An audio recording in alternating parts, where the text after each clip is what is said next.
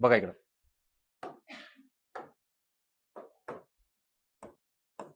RBI आणि व्यापारी बँका ह्या दोघातील संबंध नीट समजून घ्या. 3 कन्सेप्ट इथं जागेवर क्लिअर करतो मी. कुठल्या कुठल्या?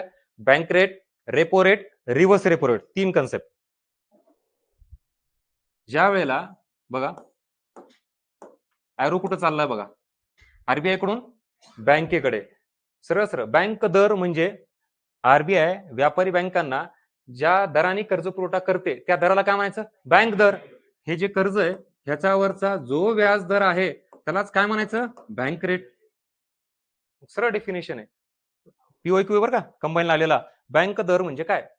व्यापारी बँका ग्राहकांना दिलेले कर्ज, बरोबर का? बर, व्यापारी बँकांनी आरबीआय दिलेली कर्ज, आरबीआय व्यापारी बँकांना दिलेली कर्ज. यस, झालं. मग आता ऑप्शन मधून पटकन निवडता येईल का? बर,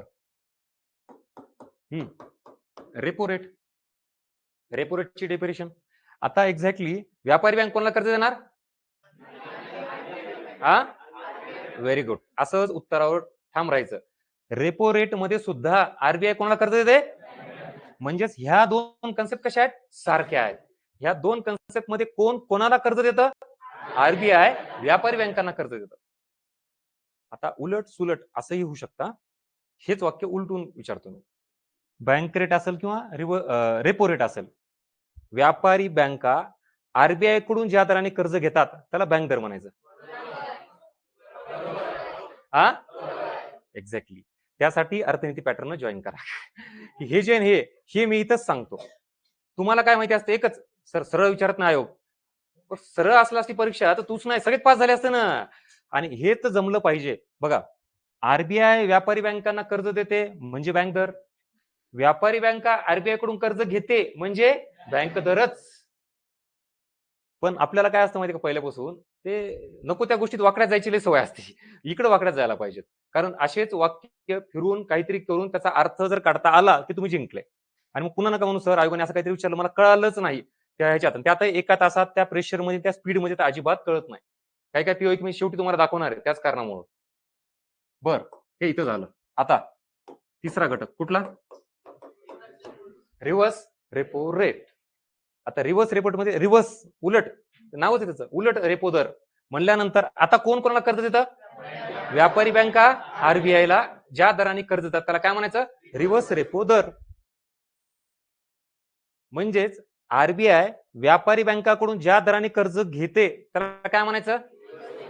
कळाले का? 2 वाक्य, एकाच कन्सेप्टचे 2 वाक्य. ही झाली डेफिनेशन बेसिक लेवलला दोघांची पण. हे तिन्ही पण कन्सेप्ट क्लिअर झाल्या. आता येऊ तेजी मंदीकडे. बँक रेट चला 5% आहे, 100 रुपये. आकडा साधा सिंपल घ्यायचा, लवकर कळतं. घेऊ लाखात कोटीत घेऊ असे? हा, किती शून्य हेच कॅल्क्युलेशन मध्ये लेक्चर निघून जाईल. म्हणून तुम्हाला मी कधी म्हणतो माझ्या आकड्याकडे लक्ष द्यायचं ना बरं का, आपल्याला कन्सेप्ट करण्याशी मतलब. आता 100 रुपये कर्ज दिलं कोणी कोणाला? आरबीआयने व्यापारी बँकांना. त्याचा व्याज दर किती आहे? 5%. म्हणजेच 5 रुपये व्याज व्यापारी बँकांनी कोणाला देणं अपेक्षित आहे? आरबीआयला द्यायचं. ठीक आहे, इकडे एक एरो टाकला. आता इतके टाकला नव्हता, हळूहळू सगळं वाढू. आता हे कर्ज व्यापारी बँक देते, पण कोणाला? अर्थव्यवस्था, ग्राहक, लोक हे तिकडे गेला बरं का एरो. आता म्हणजे ते नीट लक्षात घ्या. आता इकडे कर्ज तिकडे कर्ज, इकडे अर्थव्यवस्था, लोक. ठीक आहे, बँक रेट हे 5% आहे. पण आता अर्थव्यवस्थेमध्ये जर मी म्हणलं महागाई आहे तर बँक रेट वाढू का कमी करू? हा, बँक रेट वाढू. 5 ऐवजी इथं किती केला? आता 8% केला. म्हणल्यानंतर व्यापारी बँकांना आरबीआय कडून मिळणारं कर्ज महाग होईल की स्वस्त होईल? हा, महाग होईल ना. समजा मी व्यापारी बँक आहे, आधी आरबीआय 100 रुपये घेऊ लागलो, 5 रुपये व्याज भरायचं होतं. आता आरबीआय किती केलं? 8%. म्हणजे 100 घेतलं की 8 द्यावं लागेल. त्याच्या 2 पॉसिबिलिटी आहेत. नंबर 1 तर व्यापारी बँक कर्ज घेणार, बरोबर ना. एवढं महाग आहे तर मला नाही पाहिजे बाबा, घेत नाही मी, पहिली पॉसिबिलिटी. पण अशा महाग ह्याच्यात पण व्यापारी बँकांनी घेतलं तर इकडं ग्राहकांना देताना कर्जाचा व्याज दर हा कमी असेल का जास्त असेल? जास्त असेल. म्हणल्यानंतर ग्राहक व्यक्ती हे कर्ज घेतील का? घेणार नाही. मग जर ह्यांनी कर्ज घेतलं नाही तर अर्थव्यवस्थेत लोकांकडे पैशाचं प्रमाण वस्तू सेवांची मागणी, किंमत, आणि काय नियंत्रणात आली? कशामुळे? कारण बँक रेट काय केला? वाढवला. सो कन्क्लुजन इज दॅट महागाईच्या परिस्थितीमध्ये बँक रेट काय केला जातो? वाढवला जातो. आणि बँक रेट वाढवलं की दोन पॉसिबिलिटी, एक तर व्यापारी बँक पैसे घेणार नाही, आणि जरी घेतले तर व्याजदर काय असेल? जास्त असेल. आणि ते व्याजदर जास्त असल्यामुळे लोक कर्ज घेतील का? घेणार नाहीत. अल्टिमेटली काय? महागाई नियंत्रणात आली. सिच्युएशन बदलली. काय आता काय करू? बँक रेट काय करू? 2% गेला. बर, आता व्यापारी बँकांना आरबीआय कडून मिळणारी कर्ज स्वस्त झाली का महाग झाली? स्वस्त झाली. म्हणल्यानंतर व्यापारी बँक काय म्हणून, एक काम कर, 100 नाही 200 रुपये दे, एवढ्या कमी व्याजदरात मिळायला लागल्या. म्हणजेच आता बँकेकडील पैशाचं प्रमाण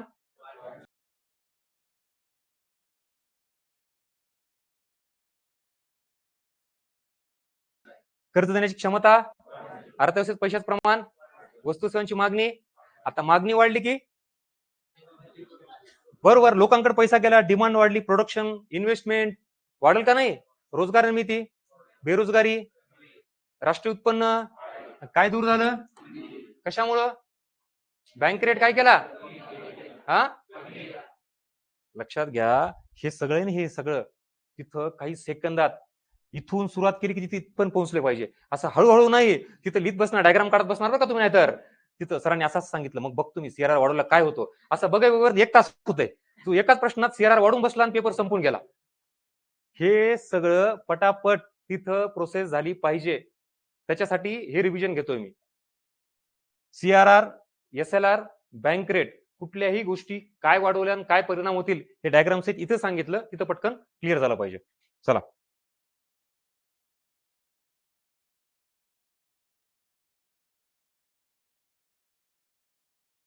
हे इथं बँक रेट सेम ही तीच डायग्राम इथे जी मी आता सांगितलं तुम्हाला ते.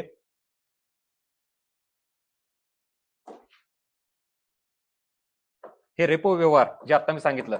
फक्त आता याच्यामध्ये एक लक्षात घ्या, बँक रेट आणि रेपो रेट मध्ये आता तुम्हाला सिमिलरिटी सांगितली, दोघातला फरक सांगतो. इथं दिलंय असेल तुम्हाला एक्झॅक्टली, हे काय हे करून दिलं, म्हणलं ना काहीच सोडलं नाही. हे इथं बँक रेट आणि काय रेपो रेट मधला फरक, दोघात सिमिलरिटी काय? बरोबर, आरबीआय काय करते? व्यापारी बँकांना कर्ज देते. दोघात हे सारखं आहे. आता दोघात वेगळं काय? कालावधी वेगळा आहे. म्हणजे क्लिअर कट इथं आरबीआय ही कर्ज देते कोणाला? व्यापारी बँकांना. ज्या वेळेला हे कर्ज अल्प कालावधीसाठी असते त्याला काय म्हणायचं? Repo rate. जास्त कालावधीसाठी असेल तर ह्याला काय म्हणायचं? Bank rate. आता कळालं का? दोन्ही याच्यामध्ये कर्ज आरबीआय देते व्यापारी बँकांना, पण छोट्या कालावधीसाठी, कमी कालावधीसाठी असेल त्याला काय म्हणायचं? त्या व्याजदराला रेपो दर म्हणायचं, आणि जास्त कालावधी असेल तर बँक दर. बायफर्केशन कळालं का? म्हणून आता परत वाक्यामध्ये आयोगाच्या तिथं कालावधी नीट बघायचा आणि त्याच्यानुसार काय करायचं? उत्तर द्यायचं.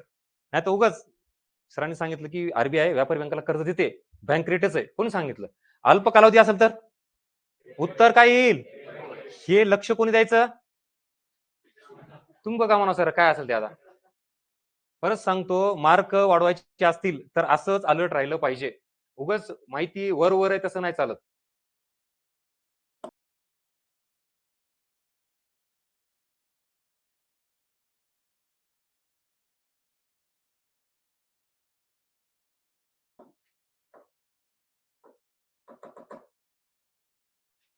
हा, रिव्हर्स रेपो.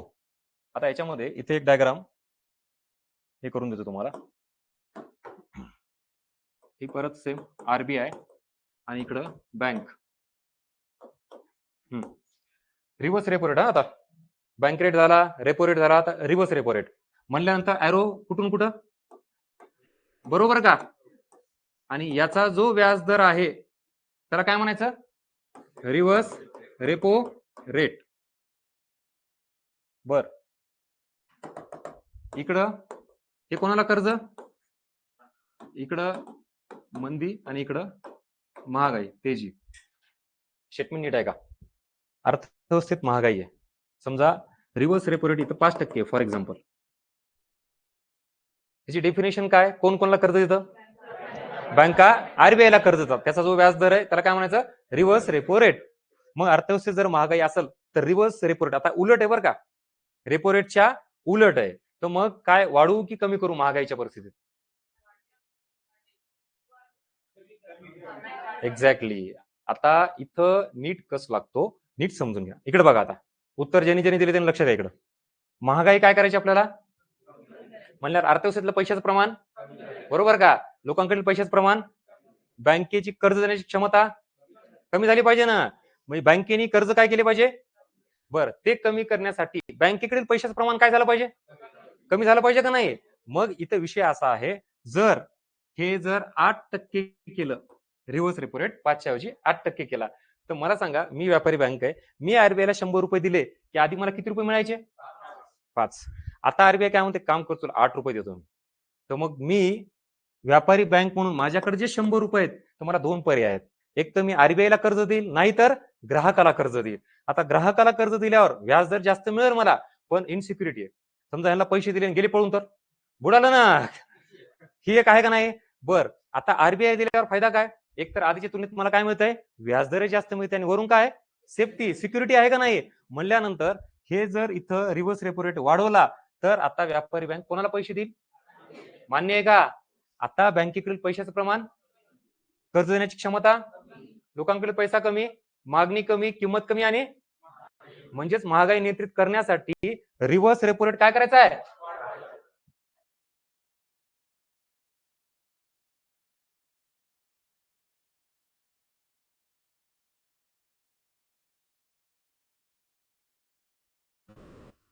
आता उलट, जर रिव्हर्स रेपो रेट कमी केला, बघा आता किती टक्के केला, 2%.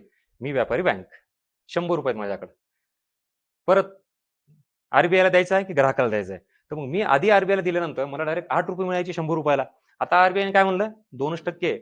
मग सरळ सरळ मी विचार करल, ह्यांना देऊन टाकल, काय रिस्क घेईल, गेले पळून तर बघू, पण एवढ्या लॉस मध्ये कशाला करू मी, कारण हे जास्त व्याज दर देतात मला. म्हणल्यानंतर आता अशा परिस्थितीमध्ये डेफिनेटली बँक कोणाला देणार कर्ज, ग्राहकाला देणार ना. म्हणजेच अर्थव्यवस्थेतील पैशाचं प्रमाण, वस्तू सेवांची मागणी, उत्पादन, गुंतवणूक, रोजगार निर्मिती, बेरोजगारी, आणि एकंदरीत काय दूर झाली. म्हणजेच मंदीच्या परिस्थितीमध्ये रिव्हर्स रेपो रेट काय केला जातो, हा बघा, आता रिव्हर्स रेपो रेट जर वाढवला तर व्यापारी बँकांना फायदा आहे की लॉस आहे, हा हे लक्षात ठेवा. आता रिव्हर्स रेपो रेट वाढवला की व्यापारी बँकांना फायदा आहे, म्हणल्यानंतर फायदा असल्यानंतर ती कोणाकडे जाणार, आरबीआय कडे जाणार. म्हणजे पैसा कुठे डायव्हर्ट होणार, अर्थव्यवस्थेत जाणार का. म्हणजे अर्थव्यवस्थेतला पैसा, मागणी, महागाई, म्हणजेच मग रिव्हर्स रेपो रेट कधी वाढवला जाईल, महागाईच्या परिस्थितीमध्ये. Got it. Reverse repo rate जर कमी केला तर व्यापारी बँकांना फायदा आहे का लॉस आहे. रिव्हर्स रेपो रेट कमी केल्यावर ती कशाला इकडे जाईल, म्हणजेच पैसा कुठे डायव्हर्ट झाला, अर्थव्यवस्थेत. मग हे आरबीआय असं कधी करेल, मंदीच्या परिस्थितीमध्ये. म्हणजेच रिव्हर्स रेपो रेट मंदीच्या परिस्थितीत काय केला जातो, आणि महागाईच्या परिस्थितीत काय केला जातो. आता कळालं का. हा एक कन्सेप्ट जड आहे, किचकट आहे, पण क्लिअर झाला का. आणि एकच हा क्वेश्चन तुम्हाला इतरांच्या तुलनेत पुढे घेऊन जातो, कारण कन्फ्युजन आहे. ते मी नेहमी उदाहरण देतो बघा, मोठ्या मोठ्या मॉलला असं काचाचा दरवाजा असतो, पुल आणि पुश लिहिलेलं असतं, तर ढकलायचं की ओढायचं, कन्फ्युजन आहे का नाही. कितीही तुम्ही इंग्लिश करा, ते ढकलून बघताय तर ओढून बघताय.